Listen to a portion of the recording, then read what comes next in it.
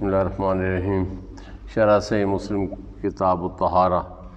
داڑھی کا لغوی معنی۔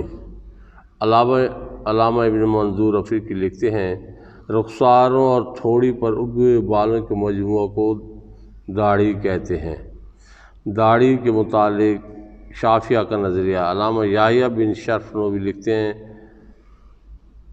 آفاء الحیہ کا معنی ہے داڑھی کو چھوڑ دینا، یعنی داڑھی کو بڑھانا۔ اہل فارس داڑھی کو کترتے تھے، شریعت نے اس سے روک دیا۔ علماء نے ذکر کیا ہے کہ داڑھی میں 12 خصلتیں مکروہ ہیں اور بعض کی کراہت بعض سے زیادہ ہے۔ ان کی تفصیل یہ ہے: نمبر 1، غرض جہاد کے بغیر داڑھی کو سیاہ رنگ سے رنگنا۔ نمبر 2، صالحین کی نقل میں داڑھی کو زرد رنگ سے رنگنا جبکہ اس میں اتباع سنت کا جذبہ نہ ہو۔ نمبر 3، گندھک اور دیگر کیمیائی عمل سے جلد داڑھی کو سفید کر لینا تاکہ لوگ بزرگ جانیں۔ نمبر 4، حسن صورت کے لیے داڑھی کے بال نوچنا یا موڑنا۔ نمبر 5، تسنن سے داڑھی کو قطار اور صف وار بنانے کی عورتوں کو اچھی لگے۔ نمبر 6، رخساروں کے بال بڑھا کر داڑھی کو زیادہ کرنا یا انفقا کے بال کاٹ کر داڑھی کو کم کرنا۔ نمبر 7، آرائش کے لیے داڑھی میں کنگھا کرنا۔ نمبر 8، سفید بالوں کو نوچنا۔ نمبر 9، زہد کے اظہار کے لیے داڑھی کے بال بکھرے ہوئے پراگندہ رکھنا۔ نمبر 10، اظہار مشیخیت کے لیے سفید بالوں اور اظہار شباب کے لیے سیاہ بالوں پر فخر کرنا۔ نمبر 11، داڑھی کے بالوں میں گرہ لگانا اور داڑھی کی مینڈیاں بنانا۔ نمبر 12، داڑھی کو موڑنا۔ ہاں، اگر عورت کے داڑھی نکل آئے تو اس کا داڑھی موڑنا مستحب ہے۔ نیز علامہ نووی لکھتے ہیں، احادیث میں داڑھی کے متعلق افوا، اوفا، رخوا، اجرا، وفروا کے الفاظ وارد ہوئے ہیں۔ ان سب کا تقاضا یہ ہے کہ داڑھی کو اپنے حال پر چھوڑ دیا جائے۔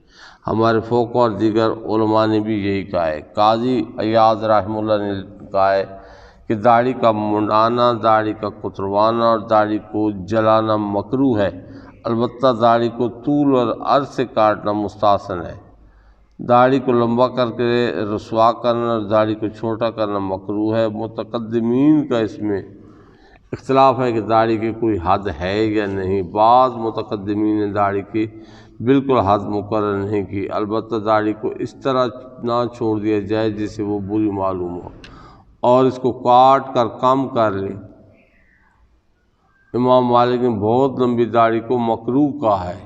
بعض علماء نے یہ حد مقرر کی ہے کہ قبضہ سے زیادہ داڑھی کو کاٹ دیا جائے، اور بعض علماء نے یہ کہا ہے کہ حج اور عمرہ کے سوا داڑھی کے بال کاٹنا مکروہ ہے۔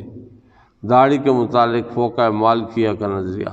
علامہ دشتانی اب بھی مالکی لکھتے ہیں، قاضی عیاض مالکی نے کہا ہے، داڑھی منڈانا اور جڑ سے کٹوانا مکروہ ہے۔ حدیث میں اس کی مذمت ہے۔ لمبی داڑھی رکھنا بھی اسی طرح مکروہ ہے جس طرح کٹوانا مکروہ ہے۔ داڑھی کو طولاً اور عرضاً کاٹ کر کم کرنا مستحسن ہے۔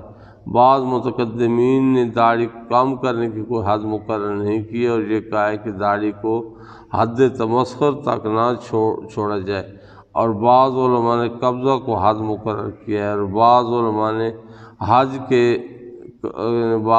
کہا کہ حج اور عمرہ کے سوا داڑھی کو کم نہ کیا جائے۔ علامہ ابھی فرماتے ہیں، میں کہتا ہوں کہ حدیث میں اللہ تعالیٰ نے اولاد آدم کو داڑھی کے ساتھ مزین کیا ہے، اور جب داڑھی زینت ہے اور اس کو طولاً و عرضاً کم کر کے حسین بنانا مستحسن ہے، اور کاٹنے کی حد یہ ہے کہ قبضہ سے زائد داڑھی کو کاٹ دیا جائے، جیسا کہ حضرت ابن عمر رضی اللہ تعالیٰ عنہما نے قبضہ سے زائد داڑھی کو کاٹ دیا تھا۔ یہ شخص متعلق ہے جس کی داڑھی زیادہ ہو، لیکن جس کی داڑھی زیادہ نہ ہو تو وہ اتنی مقدار کے بعد داڑھی کو طولاً عرضاً کاٹ دے جس سے داڑھی میں حسن ہو، کیونکہ اللہ تعالیٰ جمیل اور جمال کو پسند کرتے ہیں۔ اگر یہ اعتراض ہو کہ داڑھی کو طول عرضاً کاٹ کر حسین بنانا رسول اللہ صلی اللہ علیہ وسلم کے اس ارشاد کے خلاف ہے کہ داڑھی چھوڑ دو، اس کا جواب یہ ہے کہ داڑھی چھوڑنے یا بڑھانے کا حکم مشرکین کی وجہ سے، کیونکہ وہ داڑھی مڈاتے تھے اور ان سے مخالفت اس طرح ہوگی کہ یا تو داڑھی بالکل نہ کاٹی جائے یا تحسین کے تھوڑی سی کاٹ لی جائے، اس لیے صحیح ہوئی ہے جس کا ہم نے ذکر کیا ہے۔ علامہ ابوالولید باجی مالکی لکھتے ہیں، امام مالک رحمہ اللہ کے نزدیک داڑھی اور مونچھوں کو اتنی مقدار تک کاٹنا مستحب ہے جس سے ان کا پیدائشی جمال متغیر نہ ہو،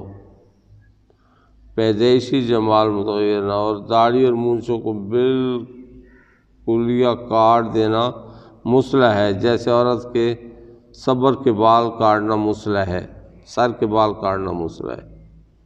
اس لیے داڑھی اور مونچھوں کو بالکلیہ کاٹنے سے منع کیا جائے گا۔ اس طرح داڑھی اور مونچھوں میں ایسے کام سے منع کیا جائے گا جس سے ان کی خلقت متغیر اور مصلح کا ارتکاب ہو جائے۔